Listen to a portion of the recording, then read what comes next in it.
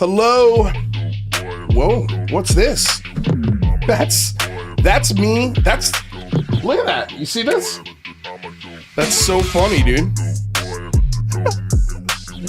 What happened there? What is going on? Look at me in my oh my god, dude. Oh, look at that. Now we're on. That was me earlier. I don't know what happened. It took a screenshot of me in a... Welcome to the show. This is my show right here. You're catching it. If you guys are wondering why I'm looking to my left, is because there's actually a documentary being made. And I'm going to be in it, and they're filming me right now. And it's just classic Lou reviews to open up with an absolute embarrassing thing. So there we go. What's going on, everybody? I'm glad you're here. Pat Calabria, Blaster X, Kin72, Simon Fly, Morty Matt. You guys, what is shaking? So damn happy all of you are here. There we go. Now it's working. So yeah, what are we going to be talking about today, guys? Well, Let me tell you. Today we're going to be discussing the cocoon of frat boys who love protecting and interviewing well-known UFO grifters for clicks and subs. We ask why this is such a big deal when it comes to disseminating mystery as facts in a subculture that has been known to do some really extreme shit. So yeah, that's what we're going to be talking about. Again, thanks everyone for being here. I truly appreciate it. Let's switch to our Lou Reviews studio here. We've got our music playlist. All right, let's get started, shall we? All right, internet speed is good. Twitter is up. Cool. All right. So let's do it. Let's get into the bookmarks, guys. Like I said, we'll get into the frat boys here in a little bit.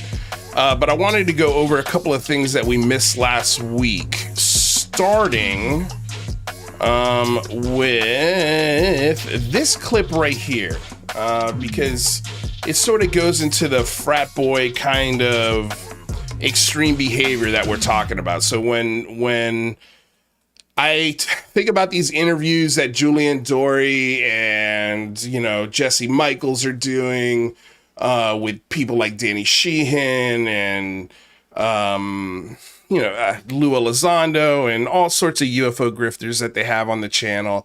And they never really hold their feet to the fire, even when the most well-respected people in the UFO subculture reach out to them and say, hey, like, this is important. This is something you should talk about and discuss. And part of that discussion is this human meat shield of people that will do anything for disclosure or the people who are supposedly bringing it. For example, Luis Elizondo.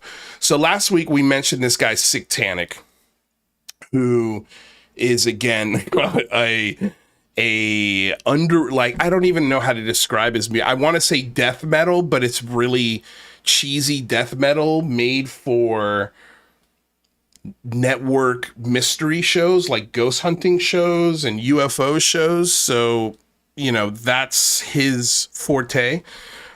He's apparently really good buddies with Luis Elizondo. This guy has been on the Discovery Channel on the Chrissy Newton show, her new UFO show, where they sit in a bar in Nevada and people come in and tell UFO stories, and then they determine whether or not they're real. And so this guy was one of the people who came into the bar, told his story, and Chrissy Newton and Mitch Horowitz were like, buddy, your UFO video, it's real. And he was so happy to have his belief confirmed. But we don't have that clip today. This is the clip we have today. The clip we have is how Sictanic met Luis Elizondo. And I wanted to play this clip because there was a lot of familiar things that I heard, a lot of things that I used to believe when it came to Luis Elizondo. And here's the reason why I'm pointing this out is because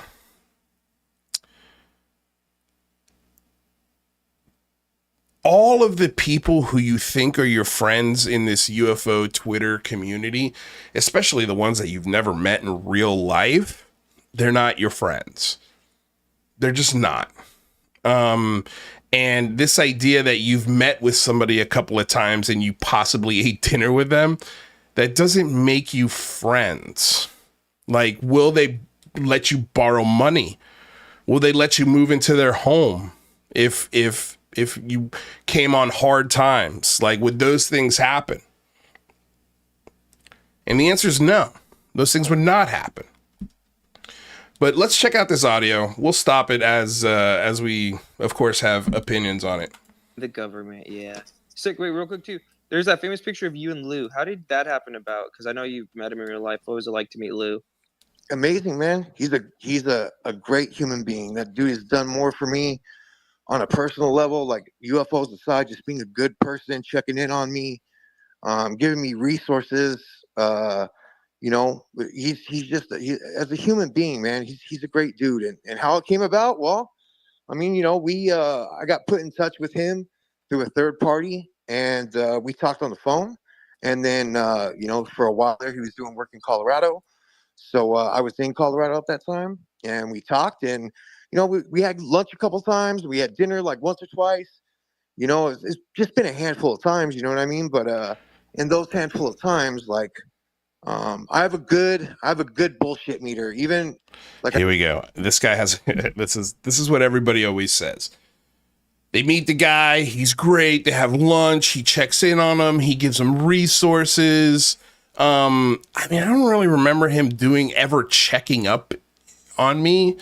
I don't remember him ever doing that. So maybe he likes this guy more than he liked me. Who knows? It could be just because of how big of a fan he is of Luis Elizondo. And there's never ever a moment where he questions it. But this line of, you know, I've got a good bullshit meter. When somebody says that, they don't have a good bullshit meter. And what is a bullshit meter? And what determines whether or not you have a good one? Because as far as I can tell by the TV shows you've appeared on and the things you've said publicly, your bullshit meter is really bad. Really, really bad. And by the way, Cathal McCann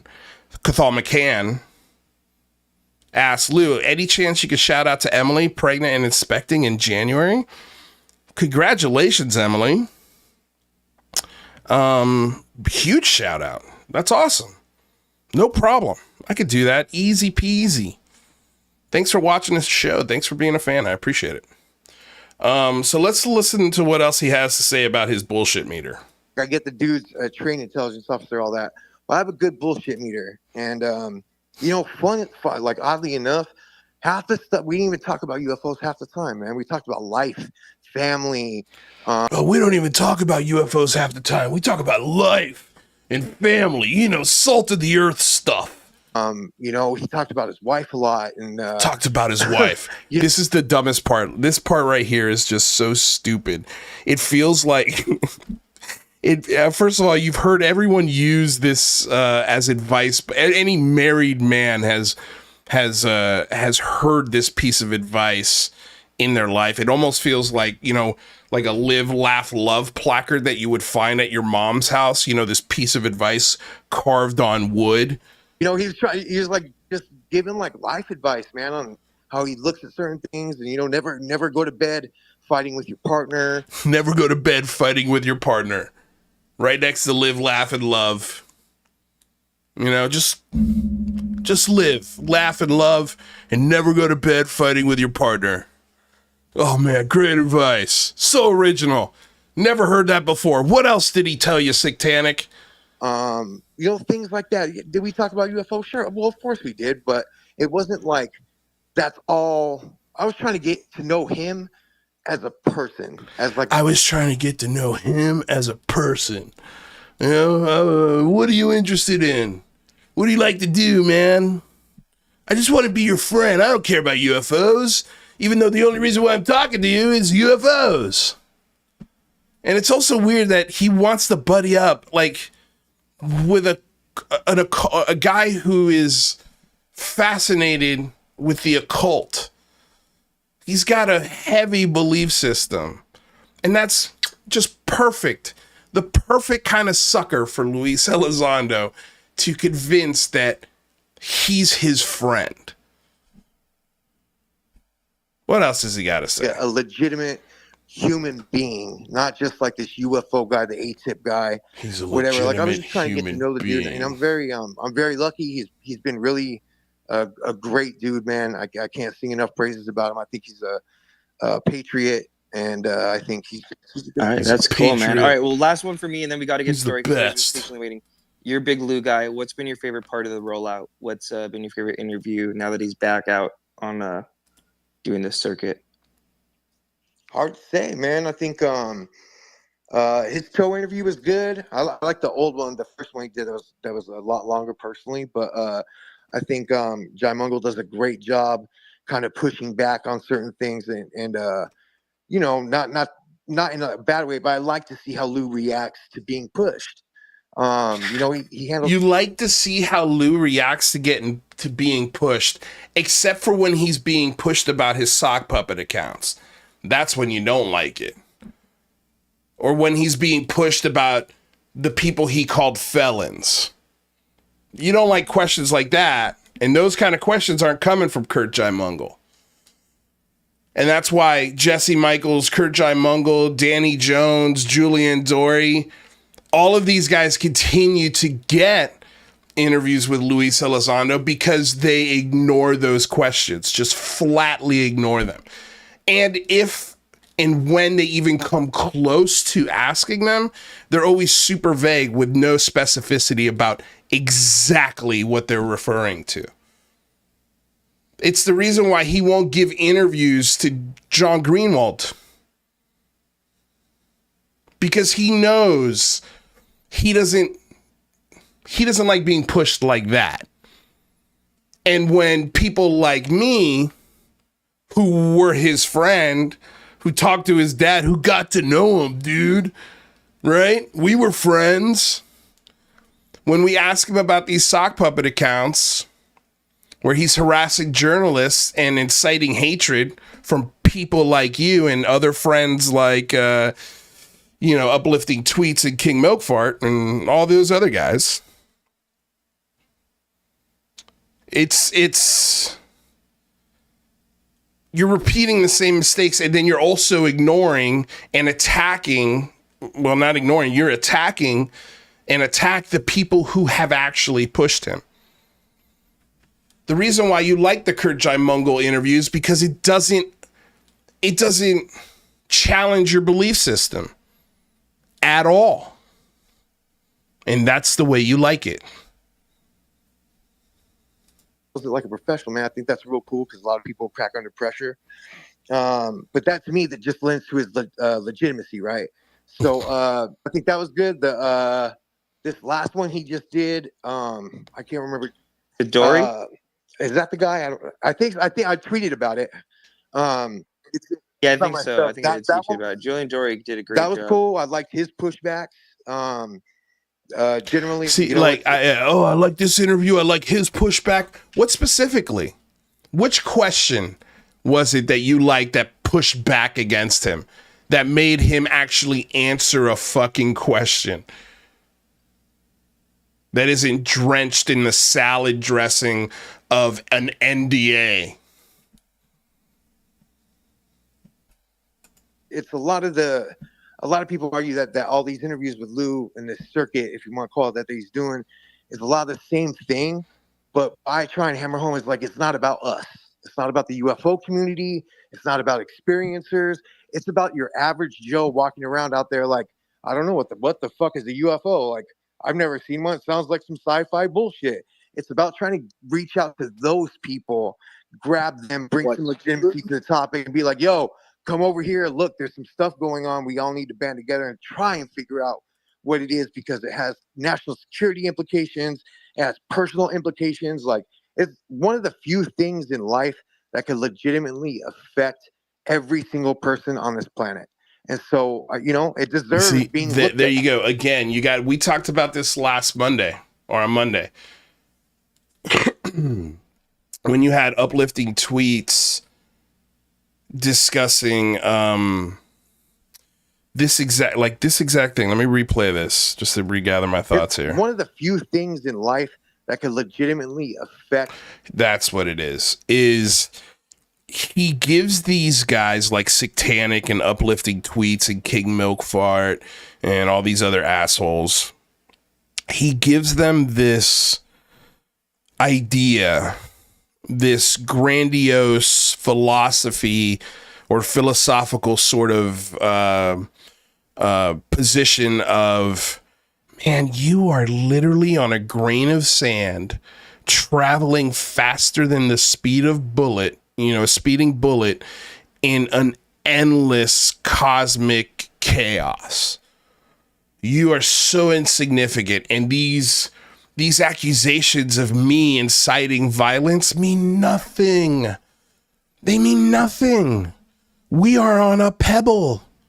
we could all end right now.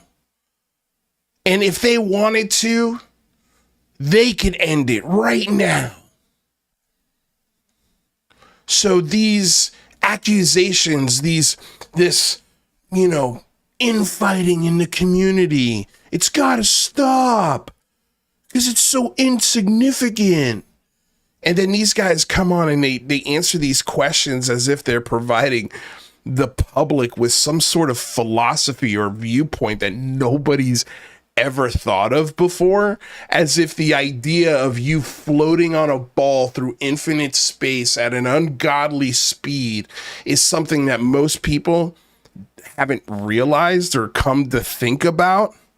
But Satanic is enlightening you with this viewpoint of insignificance. Also, that his buddy doesn't have to answer any really difficult fucking questions. That's not philosophical. That's not intellectual. That's just fucking stupid. You're dumb. You're a dummy. He's a dummy. You're dumb. Fuck, dude. And again, like, this is a guy who's not attacked the things that I'm questioning and saying with facts, but he, like, again, another overweight white guy making fun of people's looks. Like, in what world do overweight fucking white guys make fun of people's looks? And if you are, you better be Shane Gillis funny, because you're not. None of you dickheads are. Every single person on this planet. And so, it deserves being looked at. It really does, man. One way or another, no matter if it ends up being fucking advanced government tech or psionic weapons or... Psionic weapons? What is a psionic weapon? Does he know what a psionic weapon is? Hey, have you ever heard of a psionic weapon? No. Neither have I. Neither have I. Go on, Satanic. That's another thing. All of these guys have the fucking dumbest names. The dumbest fucking names. Why can't you just use your real name? But your birth certificate doesn't say Satanic. It doesn't say Tupacabra. It doesn't say Red Panda Koala. It doesn't say fucking, UFO Jesus or King Milk Fart or whatever UAP Mike is going by these days. Like, why can't you guys just use your real fucking names? Oh, that's right. Because you don't want anybody to know who you really are. Because I think most of you guys look, act, and talk just like Satanic here. It's just, dude, it's... ET or interdimensional, whatever. Like, we need to find out what it is. We need to assess it. And, that's just my opinion, man. Okay. Last one. I swear to God, Dory, I'm so sorry. Satanic, you got this kind of occult knowledge. And by the way, great questions to Satanic here, Panda. You actually did pretty good here. We hear all these things about Lou being interested in, maybe part of the occult. He did that hermetic symbol. What's your whole take on Lou's knowledge of the occult? And is he in anything? Is he a Freemason like he told McGowan, or is he part of the OTO? Any of this stuff? Does he give credence to any of that? Maybe if he's not a part of it. Well, I think I would never, ever speak on Lou's behalf, but I think from our conversations, he's aware of like symbology, symbolism, spirituality. Oh, wow. What great information. What great. Lou Elizondo is aware of symbolism, spirituality, the occult. Oh, so basically, if you've watched Ghostbusters, you know just as much about all of this stuff as Lou Elizondo. It's just like he's naming these things as if they're like branches of science that nobody's ever heard of. all angles of it. You know, one thing I always remember, he commented on a tattoo I have, which is of a tetragrammaton. And he's like, tetragrammaton. And I'm like, what the fuck? You know, Oh, he commented on one of your tattoos. Listen, anybody who gets close to Luis Elizondo, do me a favor. Do some brushing up on the, I think, 4 dojos in Thailand. The 4 like big Muay Thai dojos in Thailand, because he's got a tattoo of one of those dojos. And just simply ask him questions about the dojos and the people and the masters and the people he trained with, and watch how white his face goes, because he doesn't know anything about Muay Thai boxing in Thailand, but yet he's got a tattoo of it. It's just weird. It's just weird. that's cool that you know what that is. It's like, of course, man. Like, I try and look at all angles of all things. As far as him being What is that, by the way? What is a tetragrammaton? So, tetragrammaton is Hebrew that goes yod, hey, vowel, hey, final. So it's basically like they say it's like the breath of God. And first there was the word, so it's like speaking into creation. So I have a thing that's a tetragrammaton, says the cult rap. So it's like I spoke that into. So this guy has a tattoo of the breath of God on his body. He's so deep, man. Just let me tell you how deep and philosophical and intellectual Satanic gets. Have you ever stepped in a puddle? That's about as deep as you'll go. The creation, I'm manifested through the word. You know what I mean? Like, it's multiple folds of symbolism, but that's kind of like a quick synopsis of it. So as far as him being in the OTO, 1,000,000,000% he's not, and that's not to hate on my own people. That's just fact. We do have like some, I guess you could say. Don't want to call Lou Elizondo a Satanist like me, but he knows a lot about it. He knows a lot about being a Satanist. I'm just saying, he knew the breath of God tattoo on my body. I'm just saying. But he's not a Satanist. Say famous members that I would never disclose publicly because that's fucked up. But Lou is definitely not one of them. I think he's aware of the OTO, because most people who have ever looked at Freemasonry, Rosicrucianism, Aleister Crowley, Jack Parsons, all that stuff, they know there's a organization called the OTO. There's a lot of disinformation out there about Rosicrucianism. Like, this is like Scientology shit. Like, this is medieval sciences. If you're gonna base your belief system on books written in the 16th century, then it's not a buffet salad. Either take and live by all of it, or leave it the fuck alone. Because if you're going to do like Rosicrucianism and dead philosophies and sciences as the base for your occult beliefs and satanic religion, dude, it's no wonder you're speaking the way you're speaking in the spaces, and you're defending the people you're defending. When you really look past the surface of whoever has whatever message is being said or sent out there, when you dig into that person's life, you quickly, every single time, find a belief system that supersedes their common sense. That goes for Gary Nolan. That goes for Dave Grush. That goes for Lou Elizondo. That goes for Chris Mellon. That goes for Alex Dietrich. There's a belief system. Tim Gallaudet put his fucking kids on a ghost show,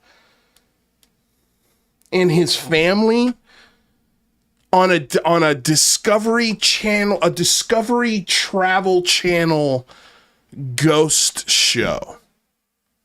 And then 6 years later, he's implying that he's a whistleblower who's seen information on the reality of unidentified submerged objects coming in and out of our oceans. Yet when you actually dig into his claims, he's never seen any of these things. They're all secondhand stories.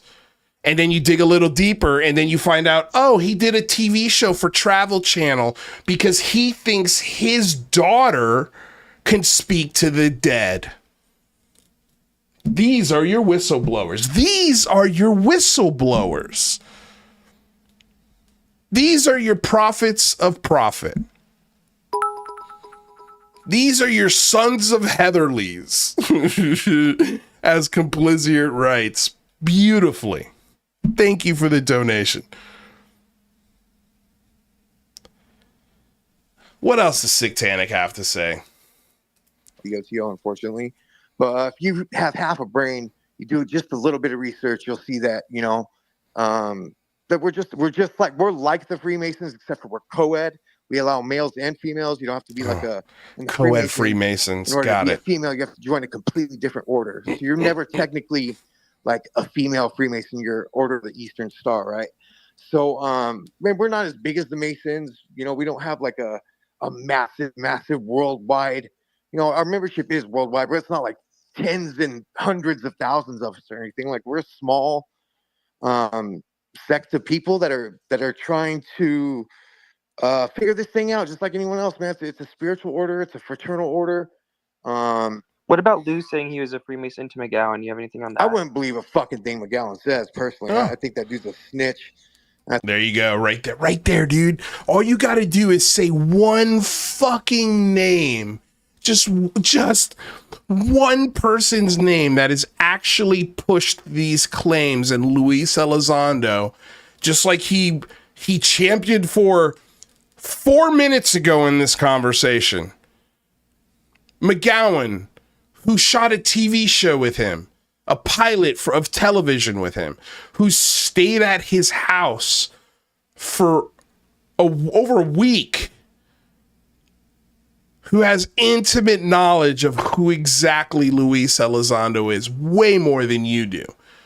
And the second you mention his name, this asshole's like, you can't trust him. He's a piece of shit and he's a liar. He was a Freemason to McGowan. You have anything on that? I wouldn't believe a fucking thing McGowan says, personally. I think that dude's a snitch. I think that dude's... He's a snitch. He's a fucking liar. Wouldn't believe anything he says. What else? What else you got to say? Dude's completely untrustworthy. He's completely untrustworthy. I wonder where he got that from. Have you ever met or spoken to Jeremy McGowan? Sictanic? Again, who are you going to believe? The guy who calls himself Sictanic, or the Army veteran with combat experience? Who are you going to believe? I know who I'm going to lean toward. What an asshole. Who records people without their consent is a piece of trash. Yeah, they were recording a TV show. Jerk off. When you record a TV show, or if you have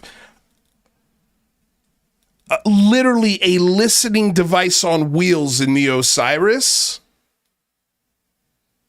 you have to go in expecting, well, I might be recorded on a truck filled with recording devices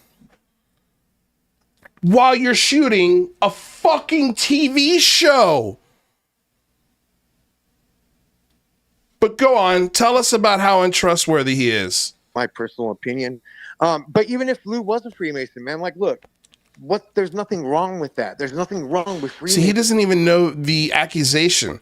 Elizondo claimed he was a Freemason. And the degree at which he claimed, Jeremy McGowan is a Freemason himself, and he knows that the claim Lou Elizondo made to him about being a Mason was false. And that's just one example of the hundreds of stories of this guy lying about little things. Nobody cares whether or not he's a Mason. Who gives a shit? It's him lying about being a Mason. Because it makes you go, well, why would he do that? And what else does he lie about? If he's lying about something so stupid and insignificant, what else does he lie about? Again, take your advice from a guy named Luis Jimenez, or take the opinions of a guy named Luis Jimenez, or take the opinions of a guy named Satanic. You decide. Masonry, like even if you go all the way up the York Rite or all the way up the Scottish Rite to that mystical, scary 33rd degree. Like I know 33rd degree Masons. It's not a big deal. There's nothing like there's no conspiracy. Like there's no like, you know, what I will say with Freemasons is that it is a good old boys club that can't be denied. And what I mean by that is that most Masons take care of each other. You know what I'm saying? Like it's a fraternal organization, right? So if there's a Mason in need, you take care of them. If they need a place to crash, food in their stomach for whatever reason, you take care of them because it's your obligation. But all this other shit that they're the ones really behind the scenes, and nah, man. If you've ever attended, or you know what, not even attend, go look up the Masonic initiations, the Blue Lodge initiations. They're fucking boring. Even up to the higher degrees, it's boring. It's a bunch of old men. But don't these fraternal orders have like pretty clear ideas about what these aliens are? If they're not, no. Yeah, that's the thing. Yeah, they do. It's not even nefarious. Yes, they but do. yeah, No, they don't. it would Yes, they help. do. It would help Satanic, right? It would help understand Lou's view on the phenomena if we kind of understood more like his, almost like even his religious thing. Like if he was still like hardcore. It doesn't matter. Like the Masons have the Masonic order has nothing to do with aliens. They don't have a doctrine of you know, things to do for the aliens. You know, like that's not in the Masonic lore at all. At all. It doesn't matter if he's a fucking, there's so many people that are Masons. So many people, man. Like it literally at this point, it's not a fraternity that's escaping the persecution of the Catholic Church. It's literally a Boy Scout club for grown men now. It's a fraternity of connections, of people of like mind and intelligence. That's all it is. But you guys want to turn it into some fucking, you know, satanic occult, you know, that does seances in the woods in front of a giant owl. Like, that's not every Mason, man. It's conspiracy on top of conspiracy on top of conspiracy on top of conspiracy. And it's my biggest beef with guys like Tupa and Panda is they'll say out of one side of their mouth how, yes, we advocate and we want good information and reliable data and we want to raise the level and the bar for the community so that way we don't get tricked more. And then in the next breath, you know, fucking share a mystery video, you know, from the, you know, like the kid who was claimed that an alien was at his birthday party in Vegas. They'll be the first fucking people to share that and then at the same time advocate for common sense. You can't have your cake and eat it too. And there's more data and there's more facts and there's more shenanigans and fuckery on the pro UFO side of this discussion than there is on the skeptical side. There's no need for jumping through hoops on the skeptical side. There's no need for fuckery. No matter how much Matt Ford says There is. Like, nobody's getting paid to be a fucking skeptic. It's boring. It's not as entertaining as telling people there's a chance. The mystery is real when you have zero fucking evidence for there being any proof of a real mystery. And you constantly and consistently ignore all of the science, all of the research and medicine that has been done on the abduction phenomenon, and every other aspect that comes with the ufology as a whole. Misidentifications, self-hypnosis, inserting ideas through hypnosis. There's infinitely more fuckery on the pro-disclosure side. Whistleblowers that aren't whistleblowing. Journalists who have death switches attached to them instead of just releasing the fucking information. Either you want to raise the bar and make the prophets of profit meet you there, or you're going to lower yourself to talk about any and all of it. Because the mystery is sexier. You know what would be great on the UFO timeline? Is all of the data that debunks every single event on that timeline. Hey, here's this strange event, and then right next to it is all of the data, all of the articles, and all of the information that explains what could have possibly happened, or it actually explains what happened for that event.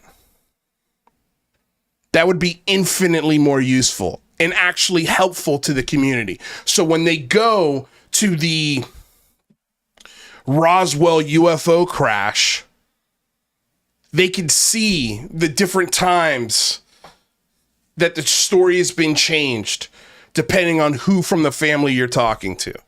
You can see the Air Force reports about Project Mogul and what that actually was.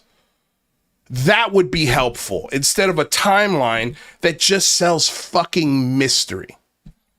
And it's hard to promote or applaud or share projects like that because I know what they're designed for. They're not designed to bring any clarity. They're designed to pump the mystery.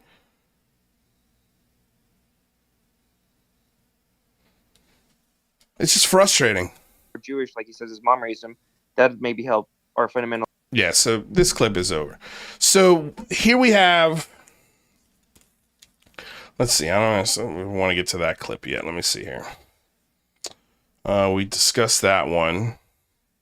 Again, we can't play this whole thing, but again, George Knapp has a new show coming out on Netflix called Investigation Alien. Investigation Alien. I wonder if they find an alien after their investigation. What do you think?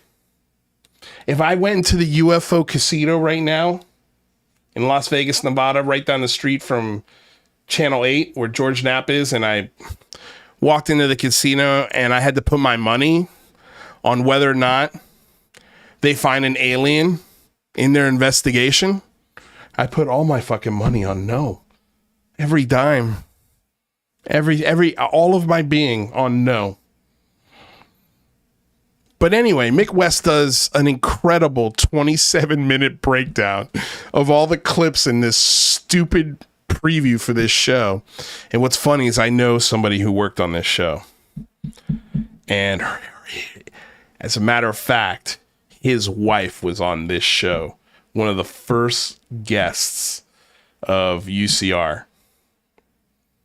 Funny enough. and he was a producer for the late night show with James Corden.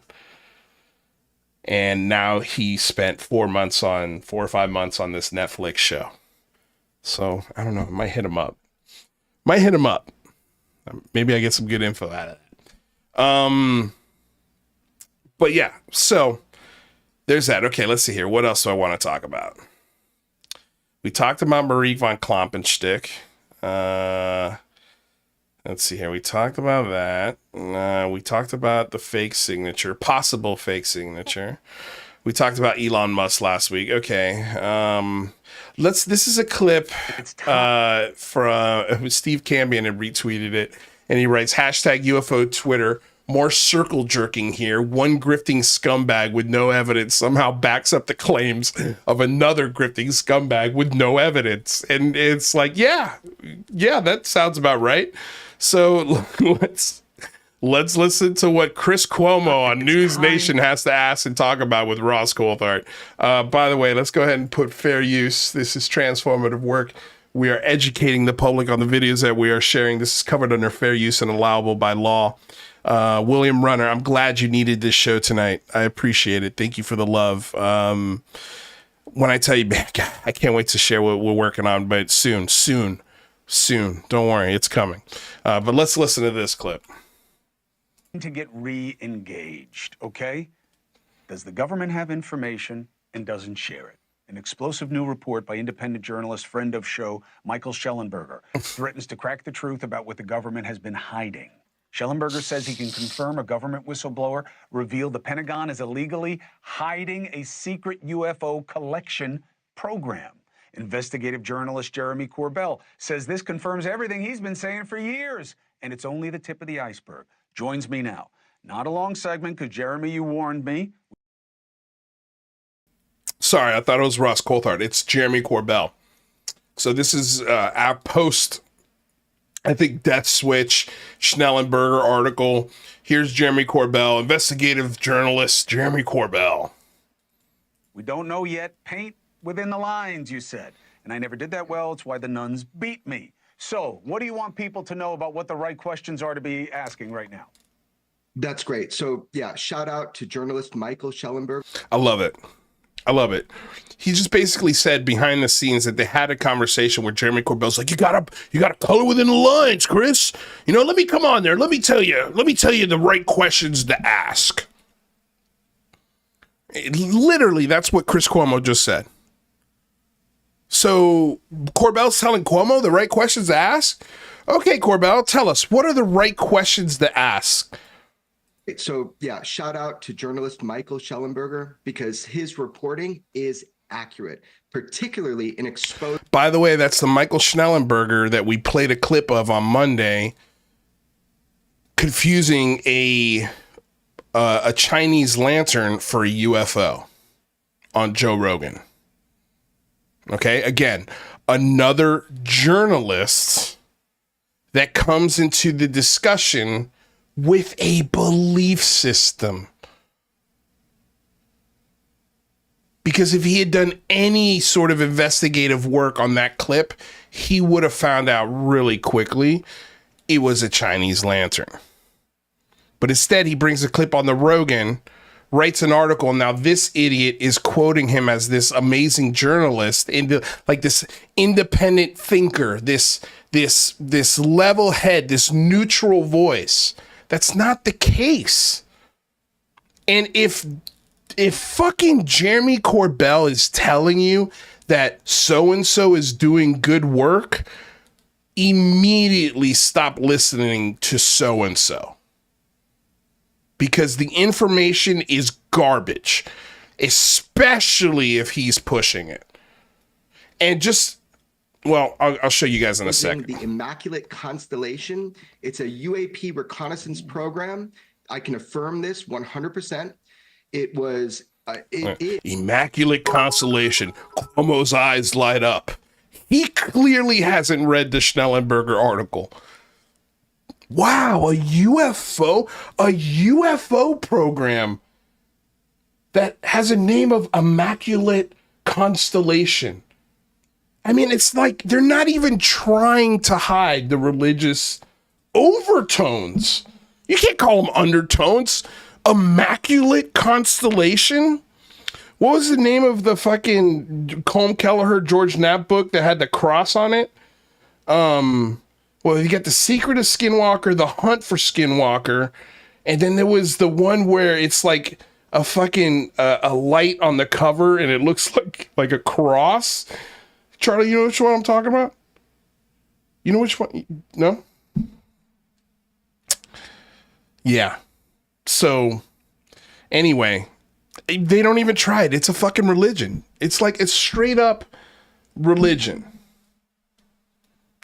Is an unacknowledged, I mean, up until, hours ago, it was and is an unacknowledged special access program, even higher than a special access program. Its purpose. It's an unacknowledged special access program that's even higher in importance than a special access program. So how the fuck does he know about it? Isn't that illegal for him to have that knowledge? Who gave him that knowledge? How did he get that information? I have a feeling somebody's going to come asking. I hope it ends with some handcuffs on somebody. Complizia with a 251 donation says, Michael Nothing Burger. That's a great name. Great name. Michael Schnellenberger is now henceforth Michael Nothing Burger. For now and forever. And then, of course, Complizia follows up with a 234 donation, says ejaculate constellation. UAP. Yeah, that sounds about right. Was to detect, quarantine, and transfer UAP, dealing with incursions, meaning air, land, sea, all domain, with what we call ubiquitous technological surveillance. It's a very impressive program. And up until this day, if I had said those words on the phone, if I had typed those words, if anybody had, there was mandatory surveillance for it. So I'm really happy and I'm really glad that that has come out to the public. And there's a lot more to learn about this program and others directly from people involved. Give me some of the right questions. Okay, some of the right questions. Look, we have whistleblowers who are coming forward, hopefully on November 13th, which is the next set of congressional hearings on UAP, which I have personally walked people into members' offices for private meetings so they could see eye to eye and they could meet and they could know what the potential for informing the American public is. He just asked Jeremy Corbell, what's the right question? And Jeremy goes off on a tangent and does not answer the question. So, okay, investigative journalist, what should I be asking lawmakers when they come on the Chris Cuomo show? Well, let me tell you a story about how I went to Congress and I got people to meet face to face. Okay, again, what are the right questions, dickwad? Just stick to the question. You can't... The guy who can't answer questions is going to give you the right questions. You cannot make this shit up. It writes itself. It writes itself. That is not a lie or an exaggeration. It writes itself. About this cover-up, this is about crimes of secrecy. It's about obfuscating the legal and necessary. It's about crimes of secrecy and obfuscation. Transparency to the American public, as well as just to the oversight and accountability. Jeremy Corbell, I appreciate the tutelage. Jeremy Corbell, I appreciate you not answering a single fucking question that I asked you. Thank you so much for coming on News Nation. And please, next time, provide us some more fucking stupid photos to put up as graphics back here that have been completely debunked. That would be great. That would be great. Thank you so much for coming on News Nation, Jeremy Corbell. You're a valuable asset to fucking stupidity. Now, here we have Phil, who's at Phil J 1974, makes some pretty good memes here and there. And this is a great one. And it's of Jeremy Corbell. You know, alien spaceships. Trust me, folks. And here's a collection of all of the bullshit Jeremy Corbell has gotten wrong. The balloon going into the ocean, the pyramid UFOs that ended up being drones, misidentified through a camera effect called bokeh, the Mosul puddle / balloon. Which one is this one? I can't even see it. Oh, is this the Kermit the Frog? No, that's the Kermit the Frog one. The 29 Palms military exercise. The Baghdad Phantom that looks like a jellyfish that is just a glob of balloons flying through a military base during an Arabic holiday weekend. Lens flare on a flare. I mean, there's like, dude, like none of these things have moved the needle for the rest of the world. And here he is on Cuomo. I found this clip. This clip is so funny because to me, we're like, you know, it might be this clip right here. This is what ufology would look like the day disclosure happens. This will be my reaction. Okay, if it's alien, this will be my reaction. Now, you got the first guy here in the boat who's got a pretty decent sized bass. And he's like, look at this evidence. Look at what I got here. This is pretty good. It's actually in my hands. Holy cow. And then look what his buddy brings a worm up. bite, but it's been windier today. Oh, yeah, it's not a worm bite. It's not a worm bite, turns out. It's a giant. It's a giant, so. It's a giant! It's a giant! It's a giant! Oh, the baby! Yeah, everybody's laughing. Yeah, okay, it's a giant. Whatever you say, buddy. Whatever you say. And then he pulls up the fucking fish. Giant! It's a giant! Look at this thing. Look at this thing. Look at that guy's face. Look at his excitement. Look at how unbelievably shocked he is. He's never seen a bass this big. He knows they exist. They're out there. Look at this excitement. This will be me the day a whistleblower comes out with an alien body. Look at that. Where we could hold it up, scream at the top of our lungs that we were right. There is an alien presence. Except the biggest difference, of course, being we've been fishing for 80 fucking years and we haven't caught a fucking thing. And instead of moving to a new lake or a new estuary, we stay in the same shit pond. And the pond gets lower and lower and lower to a point where it's just a mud pit. There's no fish in here. This is what I want for everyone. This guy's joy and happiness. An answer. A solution. Clarity. A 10-pound bass worth of information that I could touch. I can weigh it. I can take pictures of it. I could have a video of my excitement of it. I could stuff it and put it on my wall. I could slice it up, eat it if I wanted to, which would be honestly sacrilegious if you did that to a trophy bass like that. You must catch and release. But I think you get my point. Who wouldn't want that? The problem is we're sitting in a lake with no water and definitely no fish. It's just a mud pit. And at some point, we've got to move on. We got to move on and ask better questions and go to a lake with deeper waters and not be afraid to throw back the fish that aren't worthy of catching. But the problem is that this community treats every piece of information like a 15-pound bass. This is what you guys do. This bass is like representative of Dave Grush or Jason Sands.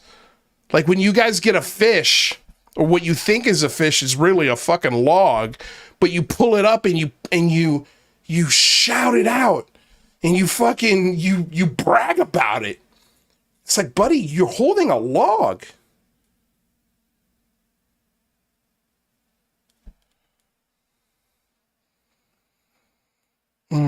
Let's break things up here for a second. We're halfway through the show. Want to say thank you to everybody who's here. Kaplizier, thanks for the donations. Chuck Bam, Steve Long, Humphrey Bogart. I'm not here. This isn't happening. Dave B. Saw, thank you UFO Intros for the donations as well. Dana Shadell, our mod or member. Thank you so much for being here. Arlene. Grace DeVars. You guys, if you haven't already, like the show, subscribe to the channel, share the episode if you're enjoying what I'm saying. And yeah, let's move on. Let's break things up with a little bit of Cosmic Judas, who you guys know is my absolute favorite. This is a little clip that he made of Linda Moulton Howe, though I think I'm going to get hit with this music. What do the Ebens do according to the presidential briefing? The Ebens put the Archeloids with the big noses out in the Milky Way galaxy, including the probability that the big nose Archeloids with the elongated heads and the ropey headdresses. The big nose Archeloids with the large noses and the ropey headdresses.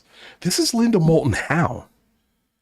This is like a crown jewel in the ufology, kingdom. She's the queen. She's one of the queens, if not the queen of ufology. And everything she says is batshit crazy.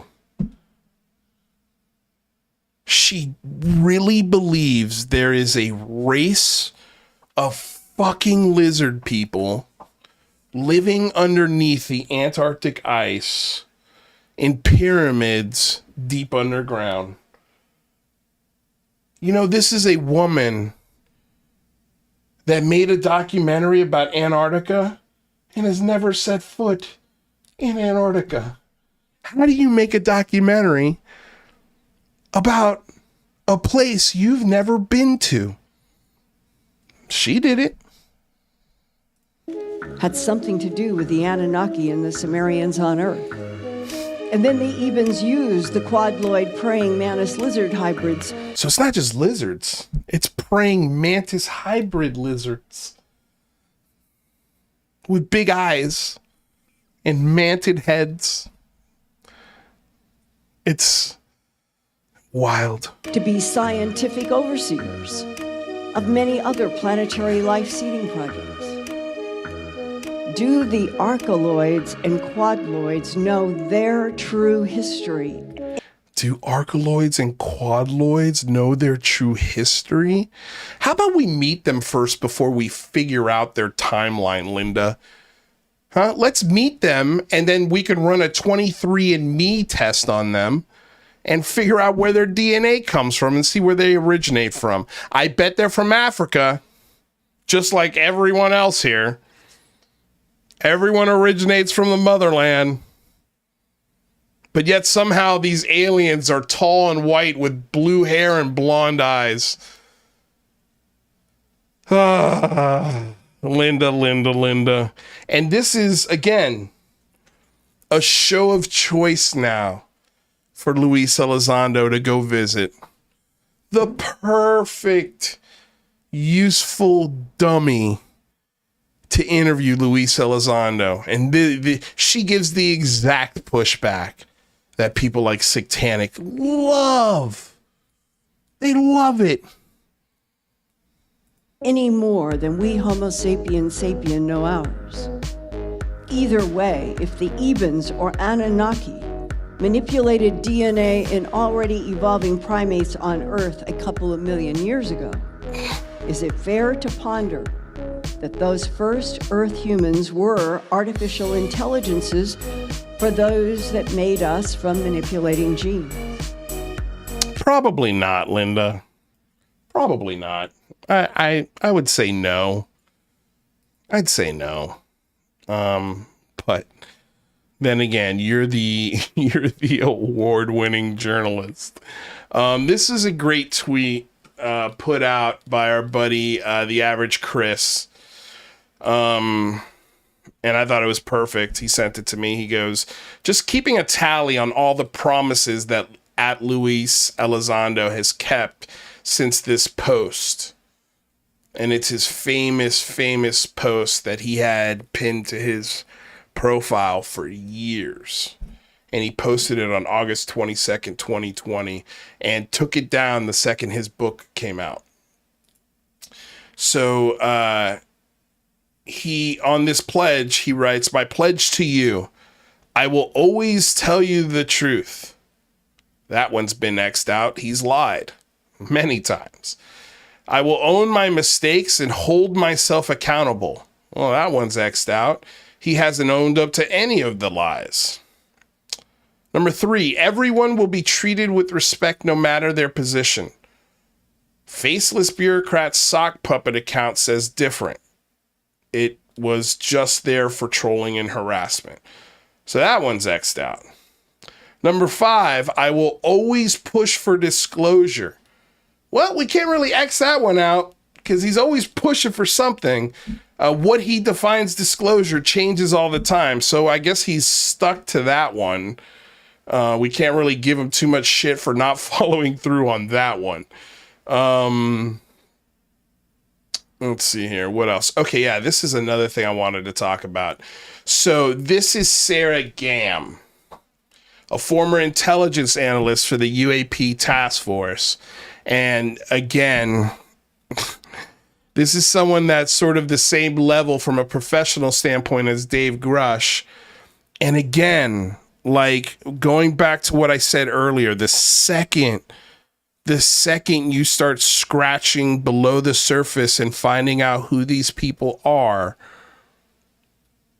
we find out that they're coming into it with a belief system. Here she is. She's doing an interview on News Nation, and behind her is a framed picture of a cat being abducted by UFOs. And then with a book written by Luis Elizondo in the background. So she's helping promote her buddy's book. She's got a belief system. And this is supposed to be the whistleblowers that you guys are championing. This lady right here. And then besides that, we also have learned she's a legitimate ghost hunter.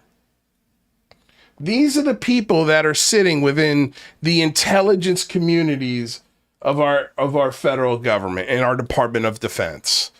People who do ghost hunting in their free time, which is fine, whatever.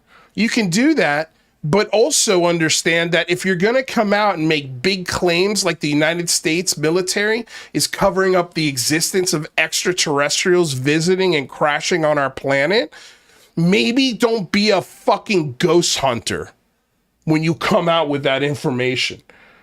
Maybe don't have a fucking belief system, man.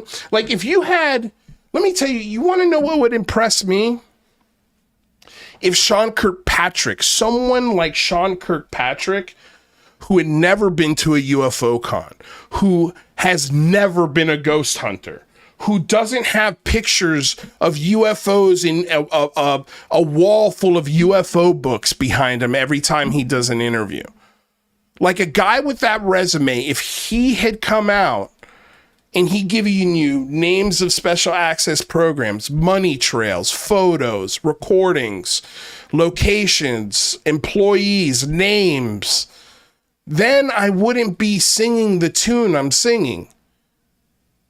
But that's not the case. Every single one of these people has a belief system. And that matters when you're making massive claims like they're making. But no doubt in my mind that we're not alone. Yep. So there she is. No doubt in my mind that we're not alone, to Ross Coulthard. And of course, Ross Coulthard is going to eat this shit up because he is just the king of bullshit. Fair use, by the way. This is transformative work. We're educating the public on the videos that we're sharing. This is covered under fair use and allowable by law. So when you say we're not alone, you believe that Earth is being visited, or at least there are non-human intelligences engaging with this planet. Yes, absolutely. Yes, absolutely. Okay, great. How do you know this? How do you know this? That should be the next question out of Ross Coulthardt's mouth. Let's see what he asks. Wow. That is what I'm saying. Can you tell us what the smoking gun was? What was the aha moment for you when you realized having access and being privy to this information within the constraints of what you're allowed? She doesn't have access and she's not privy to that information. Just let's be clear. But go on. To tell us, what was that moment like? What happened? What did you see and how did it move you? Yeah, I think it was a buildup of multiple things. You think it was a buildup of multiple things? Okay, go on. One of the first videos where a handful of us really didn't know what it was, and we were talking to other intelligence community agencies and people with the clearance, right? It was at first like, I don't know, because my science brain is very active. And my science brain and my ghost hunting brain are really trying to figure out whether or not I believe this. The 3 videos that came out, the gimbal, go fast, tic tac, 2 of which have been debunked. Third one is probably going to be debunked here pretty soon. Yeah, we'll see. I don't know. Those were the first things. Again, no direct knowledge. She's referencing videos that everyone has seen. Okay, go on. Skeptic. But my science brain knows we're not alone because I'm an astrophysicist as well. So how could we be the only people in infinite amount of space? It just makes no sense. So I was definitely a skeptic. The first couple of things that I saw, they discounted it as she was definitely a there was skeptic. Just a couple of pixels. It was the blurry. Ghost Hunter was definitely a skeptic. Go on. And then slowly over time, more and more things accumulated. And then there was just a couple of incidences where some videos were a little bit clearer or some images were a little bit clearer than others. And it's just, your breath kind of stopped. There's no way that could have been a balloon or parallax, because parallax is, of course, very prevalent in a lot of the cases.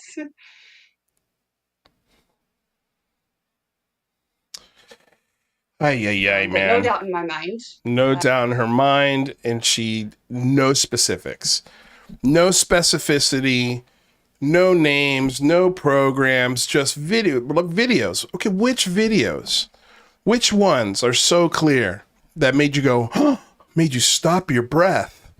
Which ones?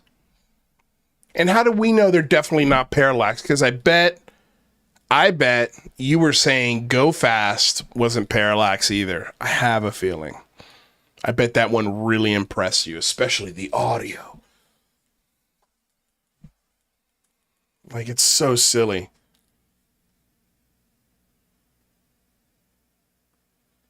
Yeah. I mean, it yeah. Was she part? Does she know how put off? No. But it has a sense of this how put off Scientology belief. It's all everything. Every time we hear stories like this, your belief is your price of admission. Your belief is always the price of admission when believing shit like this. And she doesn't care. She's paid it. I mean, she hunts ghosts for fuck's sake. She knows that there's life out there. I think everyone could agree with that. Yes, there's life out in the universe. I'm sure the endless universe is teeming with life. But there's also the Fermi paradox of, okay, well, if that's the case, where the fuck is it? Maybe it's not as prevalent as we thought. Maybe we're a little more alone than we thought. Maybe we are the backwoods of the universe. It's possible. But to suggest that definitively that they're coming here and they're interacting with humans? Come on. If you're going to say that, you need to fucking prove it. Complicit says she's the blonde Anjali. Also saw a purple being with a dill. With a dill. Did you hear anything about this woman seeing a purple being? I mean, wouldn't shock me. Wouldn't shock me. If people are wondering who I'm talking to, again, I told you there's a documentary film crew here. They're filming me. And I can't tell you exactly who it is yet, but you guys will learn in time soon. Soon. I promise you, soon it will be revealed and you can take it to the bank. That you can take it to the bank that we won't, this is not a tease. It's a real thing. So can't reveal that yet, but we'll get there. Okay, let's see here. What did this person write?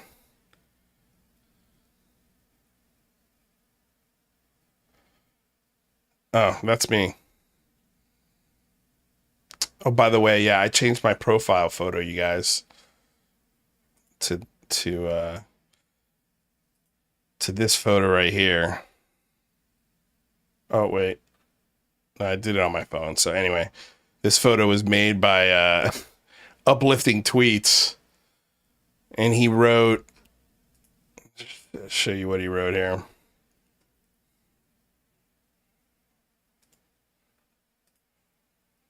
He wrote, oh, where did I put it?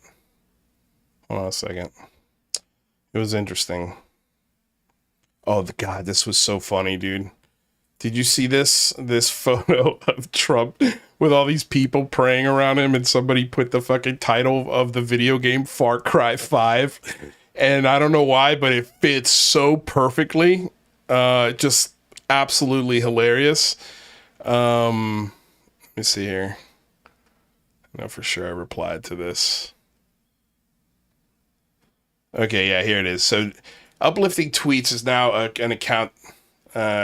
It's still at Fettuccine Split, but it's he now calls himself Disclosure Memes, and he writes, again, we covered this guy's recording last week about he just straight up lied about his harassment and involvement in all of this madness when it comes to Lou Elizondo. He writes, let's turn negativity into something positive. Starting today, I'll be creating a thoughtful, beautiful graphic for a different disingenuous debunker every day. Drop your suggestions below. Kicking off things with Lou Angeles. And he's got an AI image of me holding puppies. And my response to this was, well, you know, if it had started that way,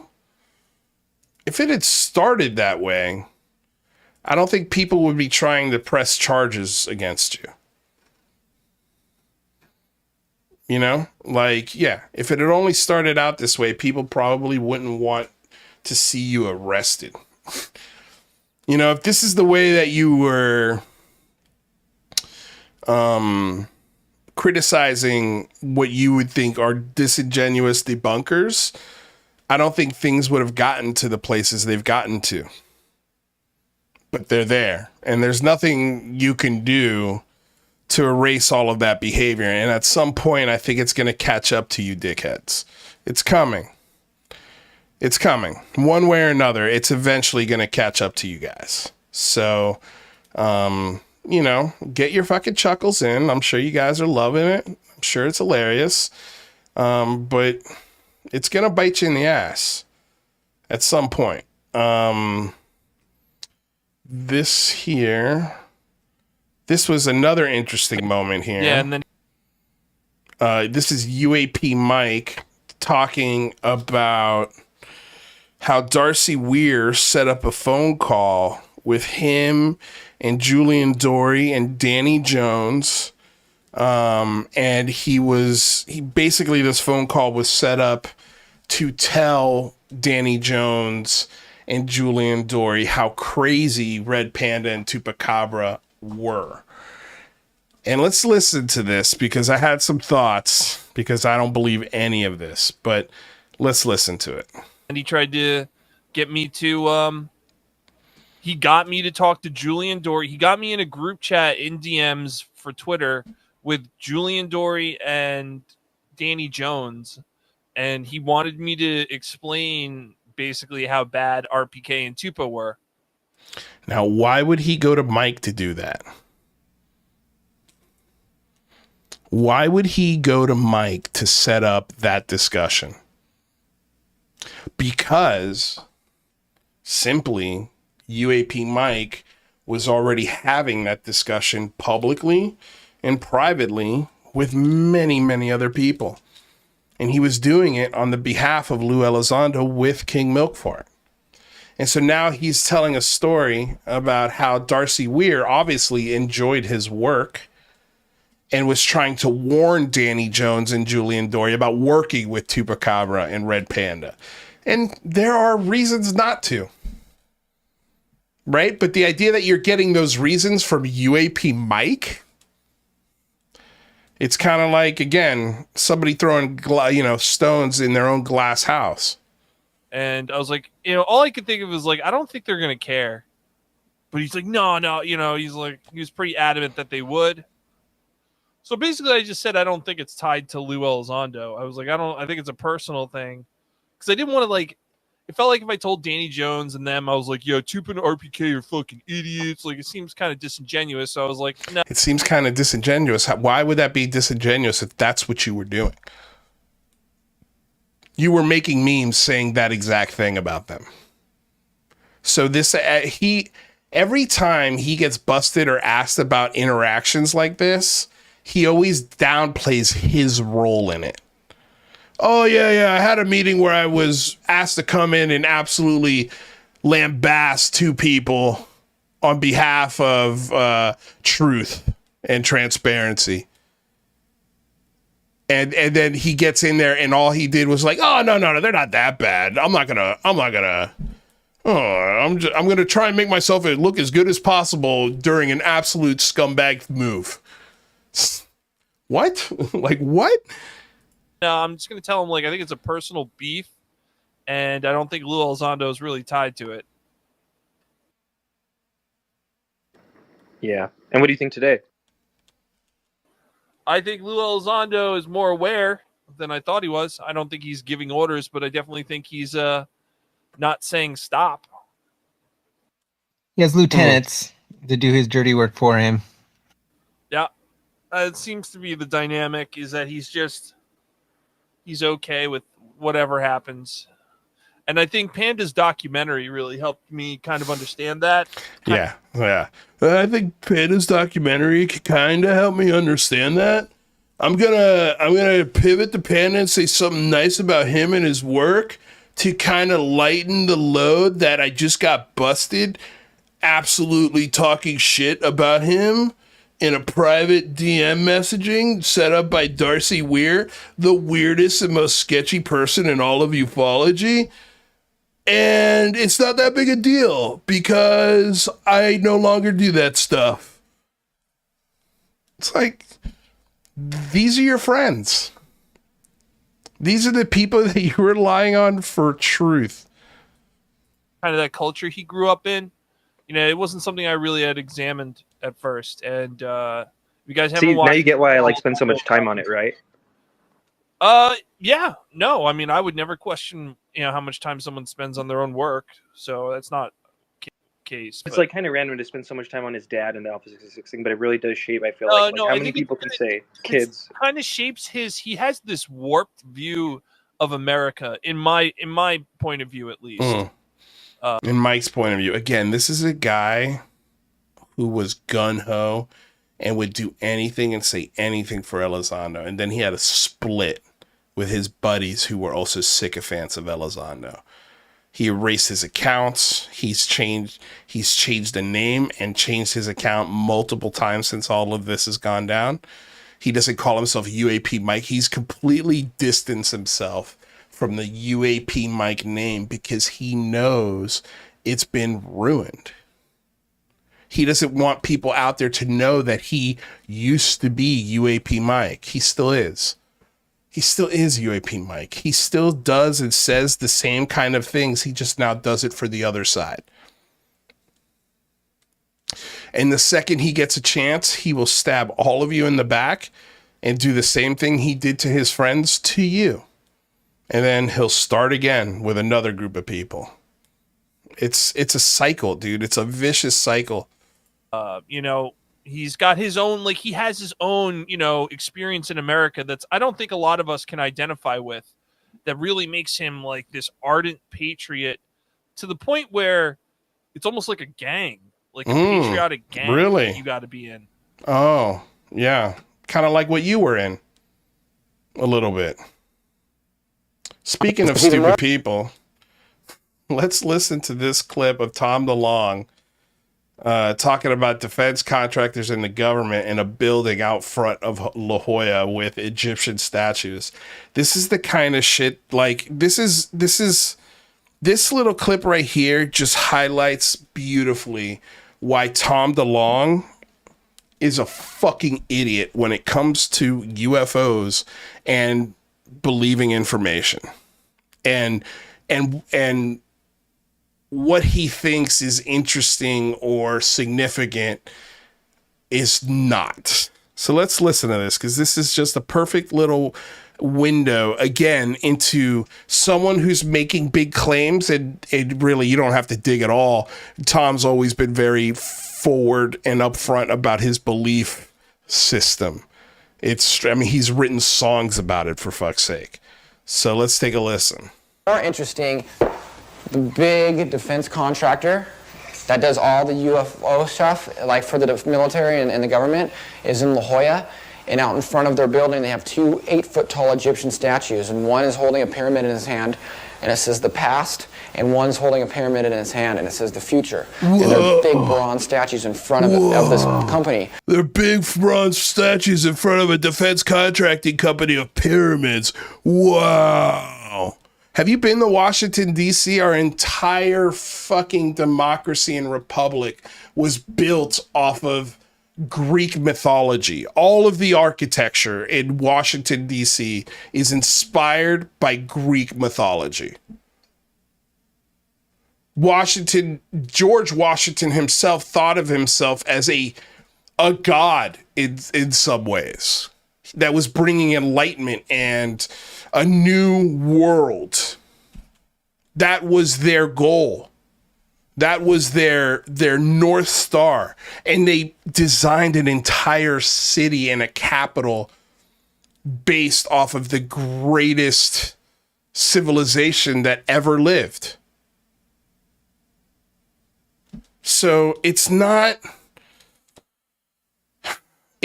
spooky or mysterious when you see an obelisk or a pyramid structure or even figures holding those things in their hands as art.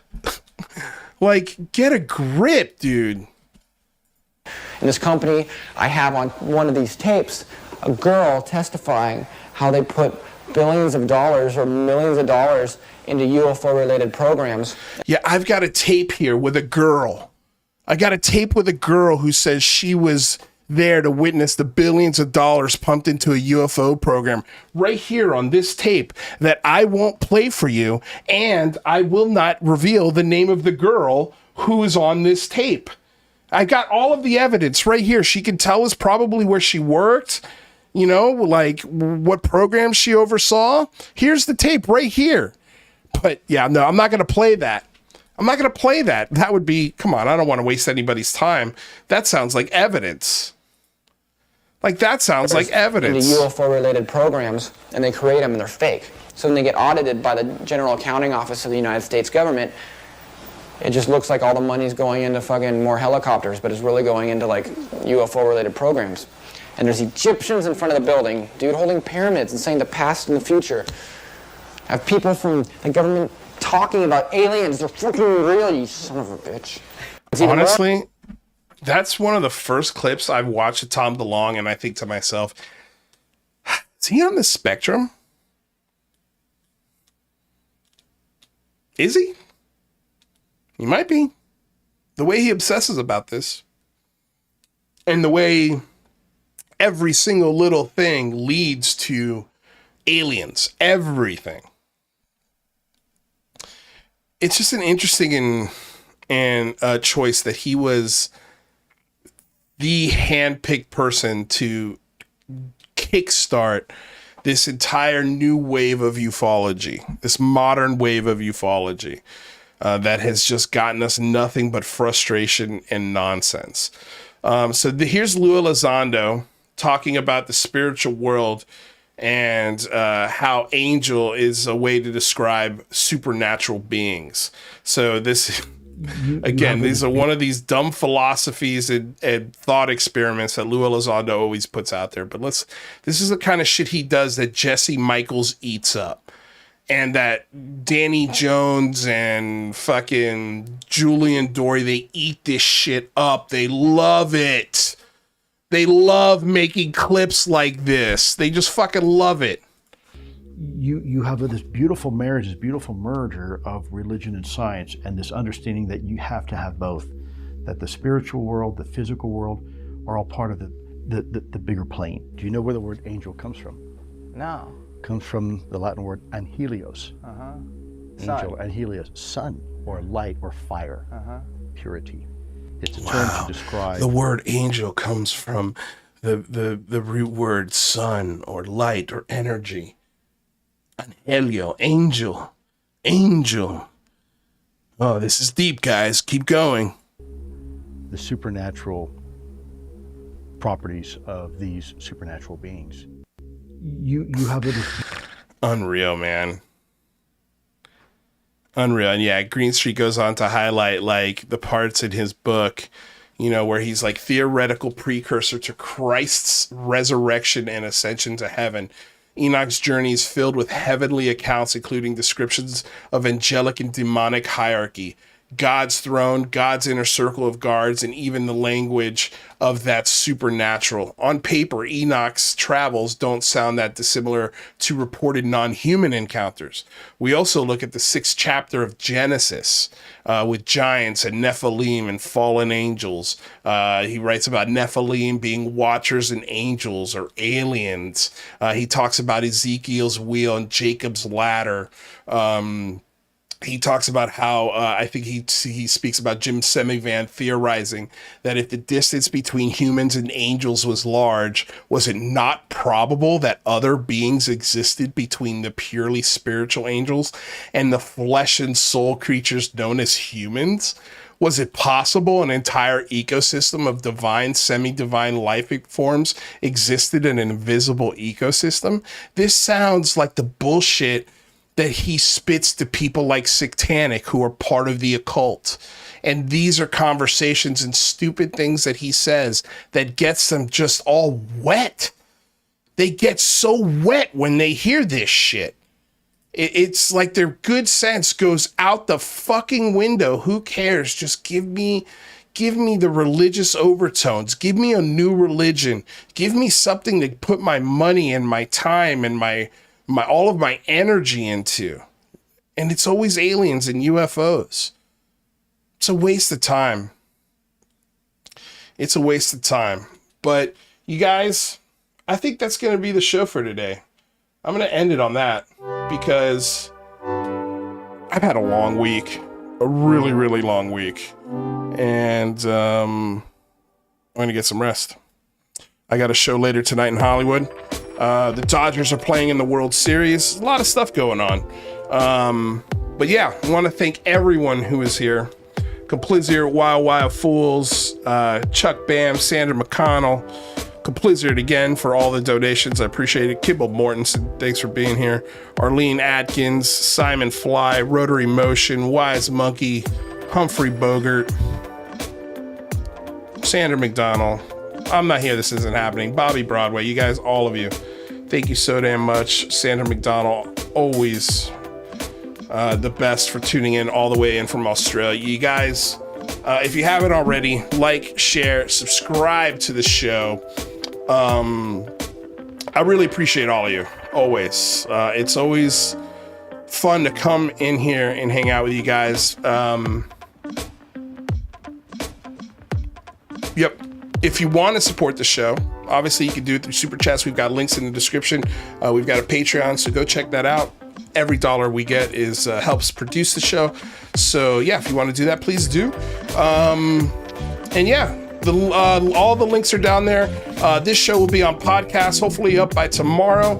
And yeah, thank you for embarking on this journey of discovery together. Stay curious, stay skeptical, and thank you for helping us raise the bar here at Lou Reviews. Until next time, you guys have a killer weekend. I will see y'all soon. Peace out.